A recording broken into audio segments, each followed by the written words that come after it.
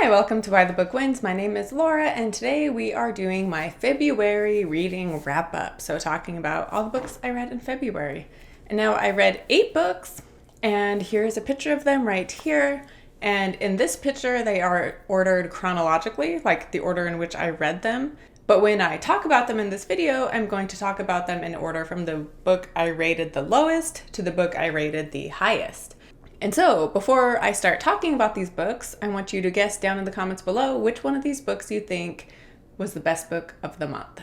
I will say that there were like two 5-star reads this month and a lot of 4-star reads, so I read some awesome books this month. So it was kind of tough to pick which one was number one for the month, but I did choose one. And if you didn't watch my January reading wrap-up, the way this is going to work is my favorite book from January, which was Power of the Dog, is going to go up against the best book from this month. So best book from January and best book from February are going to go head to head, and I will pick which one is best out of those two. And then I will do the same thing in March and April.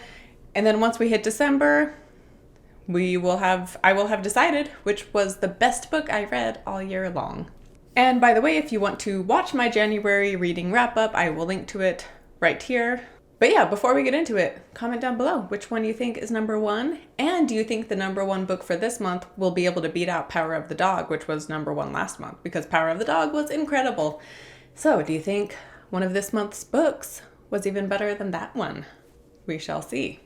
So to start the list, the worst book I read this month was Verity by Colleen Hoover, and this might surprise some people. I mean, if you're familiar with my channel, I did a whole video talking about how much I disliked this book, so maybe you won't be surprised if you're aware of that. But this book is so popular, and I did not like it. I gave it 2 stars. I don't know if it even deserves 2. Maybe it deserves 1. Anyway, if you want to hear me go on about it for like 10 minutes or 15 minutes, somewhere around there, you can watch my video where I talk about it. But yeah, worst book of the month. Like, it's supposed to be a suspense, thriller, romance, but I don't know, I read it quickly, as I said, and we switch perspectives from reading what's going on with Lowen, our main character, who is a writer, researching these books. We go back and forth between what's going on with her versus this autobiography she is reading. And so books that go back and forth like that, it's easy to read them quick, I think. But anyway, so I read it fast, but it was just very bland and disappointing, and I do not understand the hype.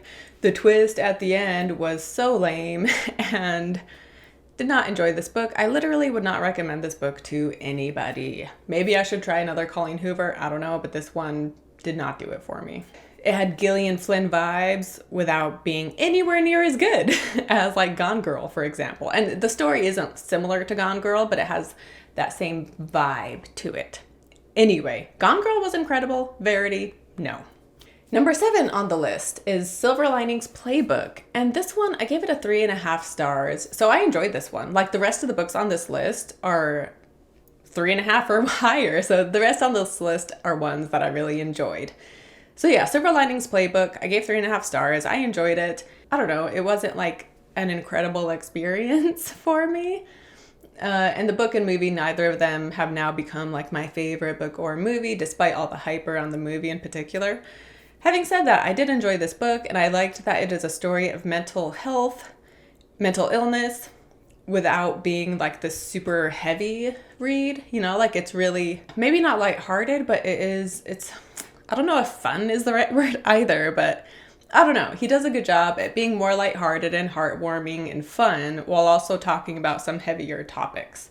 And there are some significant changes from book to movie, so you should watch my book versus movie comparison, which will be out. This is the first week in March.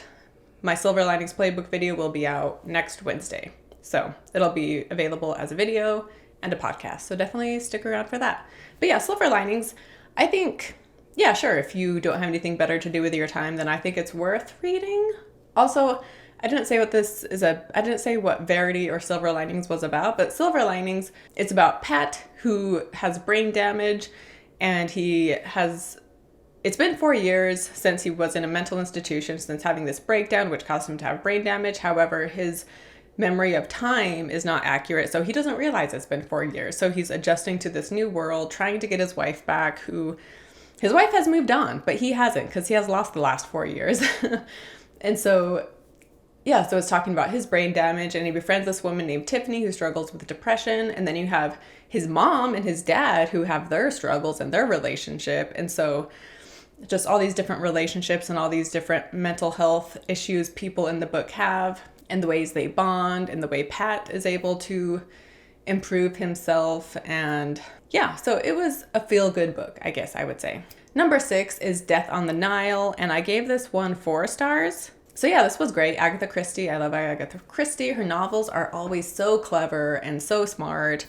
And the reveal in this book, even if you like think you know who the killer is, the way the killer gets away with it, I mean, they don't get away with it because Poirot, finds them out anyway. But the way they do the murder is just so genius and so smart.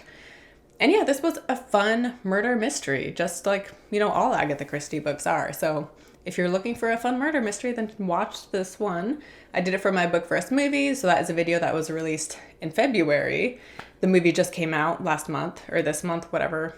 So yeah, I have my Book First movie comparison for this one out, and this one, yeah, like I said, if you're looking for a fun murder mystery, this is a great choice. Number 5 on the list is Duma Key by Stephen King. And this one, I went into it not knowing at all what the story was. And I also went into it thinking it would be a 5-star read, because I kept hearing people talk about how amazing Duma Key is and how it doesn't get enough credit, as far as Stephen King books go. So I went into it with high expectations, I will admit that. But the reasons I didn't give it a 5-star is because, one, there were times where it just felt like it dragged on a bit too much, which I know that's a common complaint when it comes to Stephen King. However, this is my first time reading one of his books where I felt that way. So yeah, there were times where it's like, let's get this moving, come on. And then also the parts that were supposed to be scary or creepy, which I went into this book thinking it wouldn't be scary. I don't know if I read that somewhere or what, but there were definitely parts that were creepy and parts that were supposed to be scary, but I didn't find them that scary. And I'm easily scared. But this one, yeah, like they're primarily at the end, I would say, is when like the creepy stuff happens. And I just didn't find it that creepy. So I was kind of disappointed. Like, I don't like feeling scared necessarily. However, if something is meant to be scary, I want to be scared if that's what they're going for. And I didn't find it that scary. And also, there's parts with the main character and his daughter and different parts with her that are supposed to be emotional. Like, they really focus on this relationship and really build it up so that you will really feel it. And then there's a scene near the end that is supposed to be like extra emotional. And yeah, it didn't really do anything for me. I wasn't feeling emotional about that aspect of it. And so that too, where if he's really wanting us to feel all this emotion about his relationship with his daughter, I just wasn't getting that. It didn't feel as like, I don't know, I just didn't feel it as strongly, I think, as King intended it to be. But what I did love about this book, because I did give it 4 stars. So even though it dragged at times, nonetheless, I was always invested in wanting to know what happened. And I really like Stephen King himself was in an accident in 2000 or 2001. And this book is about a man who has been in an accident and he lost his arm, plus he has brain damage. And so he's, the struggle of recovery, right? Like physical recovery from this accident and not being the same person you used to be. And so that part I found really intriguing and really beautiful at times and really heartbreaking at times. And then the stuff with his wife, actually, which I think I felt more of the emotion when it involved his wife than I did when it involved his daughter, even though King was really pushing it with the daughter to really feel that relationship. But I just felt more of the emotion from his marriage. But yeah, and then another aspect of this that I loved is that it's about artwork and creation. And King is amazing at writing about creating things, creating art. Obviously, like Misery, he's the creator is Paul Sheldon, who is a writer. So he's creating these stories. Whereas in Duma Key, the main character is a painter. And so he's creating works of art with his paintings. And one of my favorite parts was when he is giving a presentation on his artwork. And he's talking, but he's also just thinking about just how important painting is to him and what, it's just so special. And it like saved his life. And just that power that comes from doing something that is so deep and personal to you and creating something that is so honest and true and life-saving. And yeah, in Misery, that's a big part of it too. Just the power of creating. And so again, you know, like King, he's so good at writing things that are personal to him, and he's a creator. He creates all these stories. And so I don't know, like that was the most emotional part in the whole book for me, is when he was thinking about how much this art means to him, and specifically the part where he suddenly realizes like he's not self-conscious about his art anymore, because he's like, you know what, they might hate it, but that's fine because I love it and it's important to me and it means something to me. Who cares what they think, because I know that it's important and I love it. I should have got an exact quote, but it's something along those lines. But anyway, so this book, 4 stars, I would recommend it. Even if you get scared easily, this one honestly isn't that scary.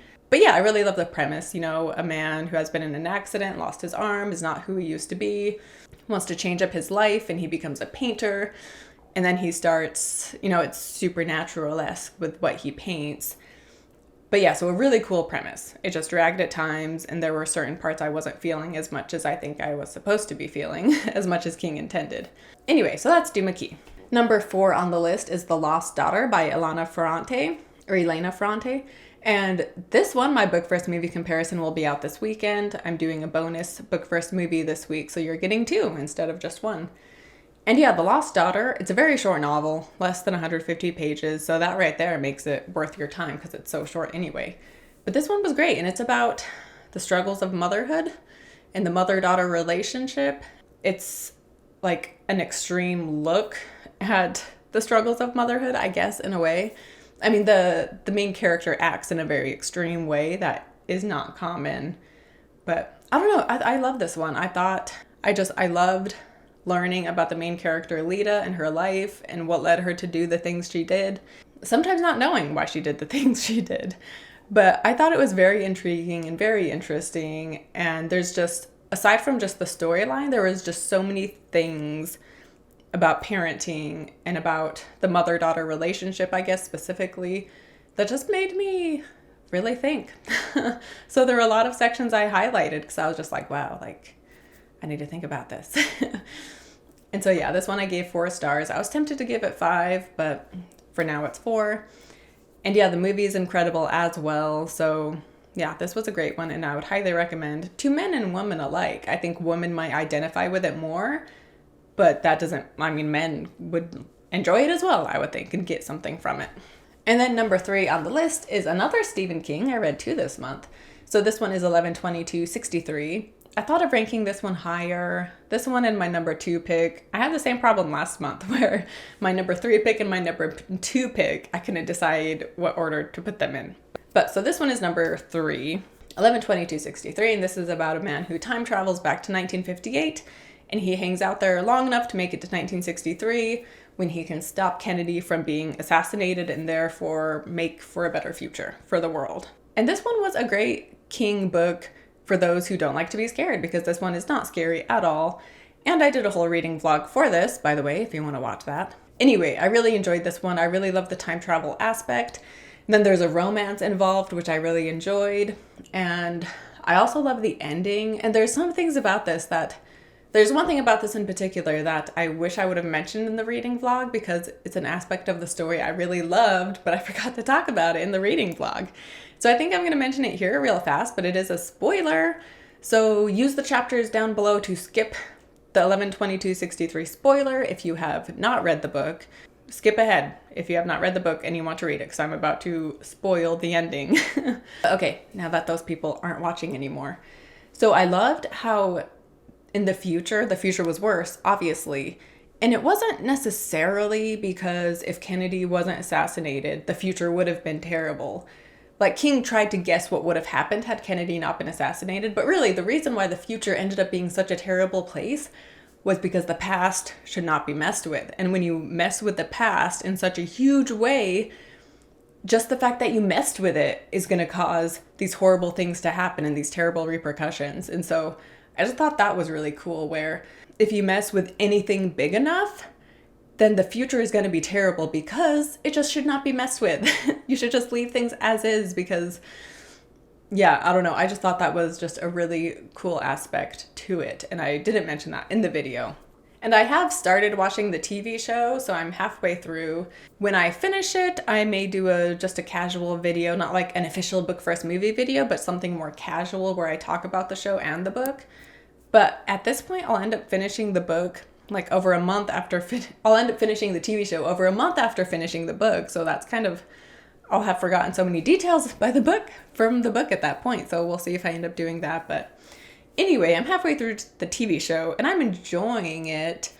I watched the first 4 episodes pretty quick and then, I don't know, life happened and I just haven't really gotten around to the other 4. But anyway, I enjoyed this book. I love the time travel aspect. You also learn a lot of history about, the 1960s and Kennedy that I had not known before. So yeah, I would highly recommend this book. Number 2, which again, I was trying to decide if I wanted this to be number 2. It seems awfully high.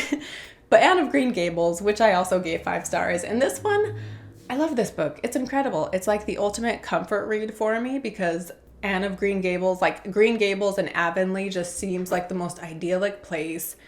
And I just love reading about their daily life. Even when it's not moving the plot forward, I don't care. I just love being in that world, And so this is about Anne, who is an orphan and is adopted by a brother and sister named Marilla and Matthew, and then just how she affects the lives of those around her and just how she matures through the years living at Green Gables. And it's just a beautiful story. And there's just so many things too. Like this is great for kids.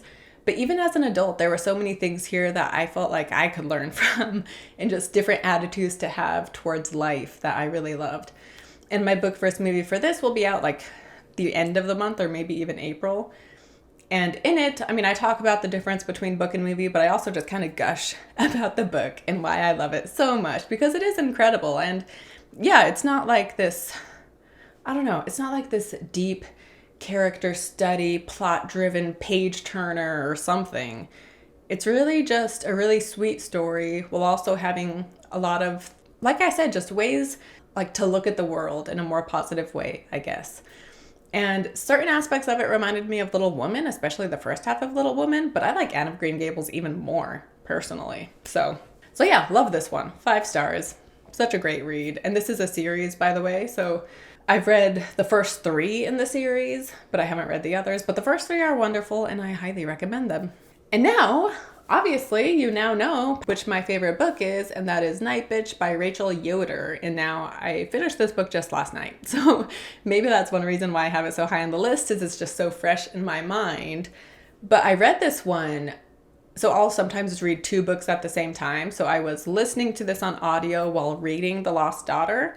And then I finished The Lost Daughter first because it was a very short read.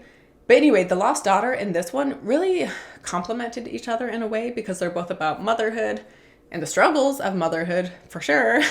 Whereas this one has a more positive view or a positive message, I think, ultimately. And even though it's about motherhood specifically, I still really enjoyed it even though I'm not a mother because it's also just about being a woman and just embracing your womanhood. And so I just love that. And this is a book where maybe I just read it at the right time in my life because it's also about like figuring out who you are, I guess, and your path in life.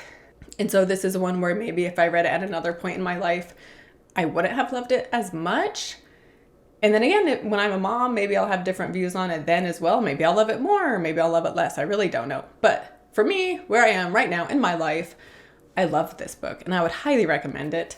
And yeah, it's about a mom who has a 2-year-old and she starts to feel like she is turning into a wolf or a dog or a werewolf, something like that.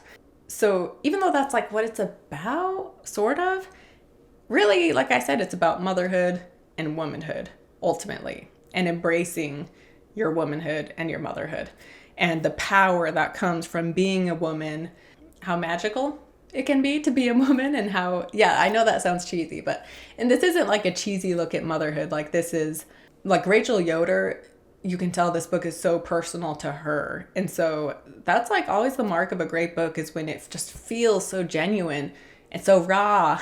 Get it? Raw, like raw meat. Anyway, like so genuine and so raw and so open and just so personal. Yeah, I loved it. It was incredible. And it is weird. I'm still trying to understand certain parts of the ending. The last paragraph of the book was just so beautiful But there's some things in like part 3, because this book is divided into part 1, part 2, part 3, and there's certain things in part 3 that I'm still trying to understand. But like the last paragraph though in particular just was really beautiful and powerful. And the whole book, just beautiful and powerful is the way I would describe this. And a lot of people on Goodreads, the most common thing people say about this is just how weird it is. And yeah, it's got some weird stuff, and it has animal violence if you're like, you know, picky or whatever, don't like that stuff. But yeah, anyway, I loved it. Highly recommend. By the way, if you don't follow me on Goodreads, I will link down below because I rate and review every book I read, at least this year so far. And so if you're curious what I'm currently reading, or you want to see what I think of books, and it's cool too when you follow someone on Goodreads because you can look up a book and you'll see if it's one I've rated, you know, so that's always helpful when I'm looking up a book and I see people I follow have read it and rated it, and I can see what they thought of it because they're people whose opinions I trust. Anyway, so follow me on Goodreads. But yeah, so this was my number 1 book of this month. And now it's time to decide, is Nightbitch better than Power of the Dog? Which is funny. These are both dog-related titles that are going head-to-head with each other. And this is a tough one because Power of the Dog, I think, I don't know. Power of the Dog, I think, is just a better story and it has a better plot, I think. This one is just, it's so personal, and that was one reason why I loved it. But I think the plot itself maybe isn't quite as strong as Power of the Dog. And also, I think Power of the Dog is one that I will love no matter where in life I am when I read it. Where again, I don't know, I think I'll always enjoy and really appreciate Nightbitch too, though. But again, that one is just more personal, and it's, I don't know, it really hit me where I am in my life right now. And like I said, it's about motherhood. So in some ways, I'm like, who am I to say how great this book is when I'm not even a mom? So what do I know? But you know what? Whatever. You can still enjoy a book, even if it has nothing to do with you per se. But anyway, I guess what I'm saying is I will say that I think Power of the Dog I like better ultimately. And yeah, Power of the Dog was incredible. I think the overall plot was better, but it's so hard to compare because I don't know, it's still personal to Thomas Savage and it reflects things that happened in his life to some extent. But Nightbitch is obviously so much more personal to Rachel Yoder, I would say. So I don't know, there's such different stories, so it's really hard to choose.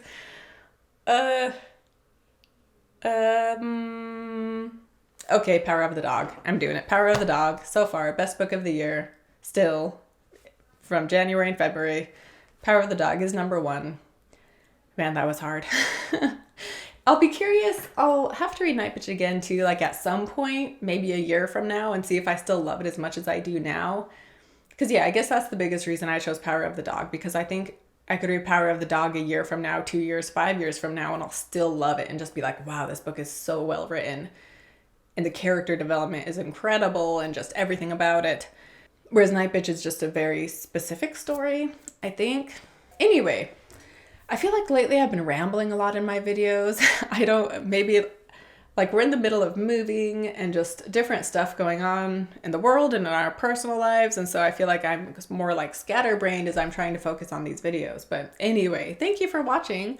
Don't forget to subscribe and to like this video and comment down below if you have read any of these books and if you agree with my ratings or not. And yeah, thanks so much for supporting this channel. It means so much to me.